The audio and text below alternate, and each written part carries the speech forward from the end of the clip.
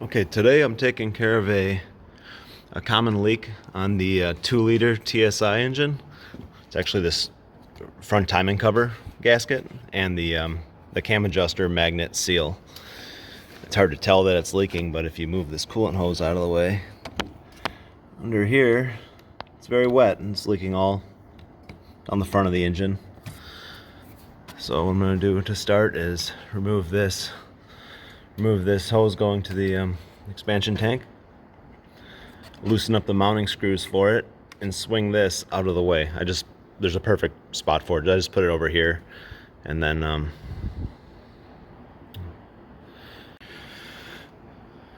right, with that kind of flipped out of the way, I like to remove this this fuel line and this little coolant hose too, or the evap hose.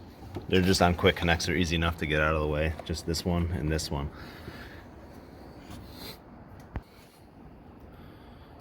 Those are out of the way.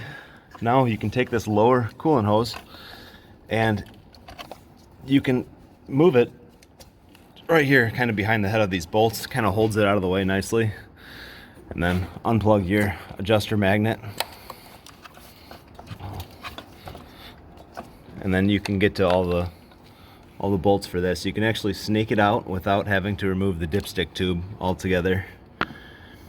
The lower bolts you get to with a open end wrench, 10 millimeter, and the other ones are easy to do with any socket, whatever the other three up top. And these ones, as you can see, come right out of the way. And this dipstick tube, there's a mounting screw for it right there. You get that out of the way and you're able to move it out of the way far enough to sneak the cover out. Screws are all loose. You can pull this away. Sometimes you have some that are still attached a little. You can just wiggle it. These bottom ones are kind of a pain. You have to kind of get your fingers down there once you loosen them up with the open end to get them out all the way.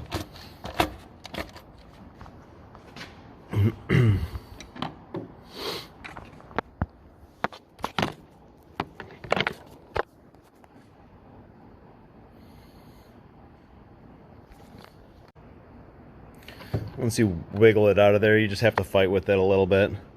You're able to see exactly what needs to be changed. You know, the gasket's pretty simple. You just pull it out, push the little bolts back through the grommets on the gasket. Make sure you replace this cam adjuster seal. Those also are pretty common leak.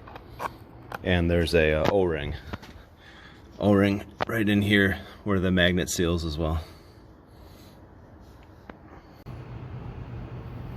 Also, something that's pretty important, and the manufacturer does this, is right where the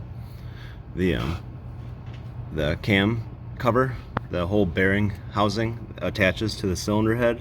There's these seams. Being that they're not perfectly flush all the time, put just a blob of silicone on each one of those seams before you screw the cover down. Alright, that's back together. Before I put the reservoir back in and everything, I like to just spray off all the residual oil. If you can get underneath the car, you can see it a lot better. You can just kind of spray up at it and make sure that the lower portion of your gasket is still in place where it should be. You can see it pretty well from the bottom.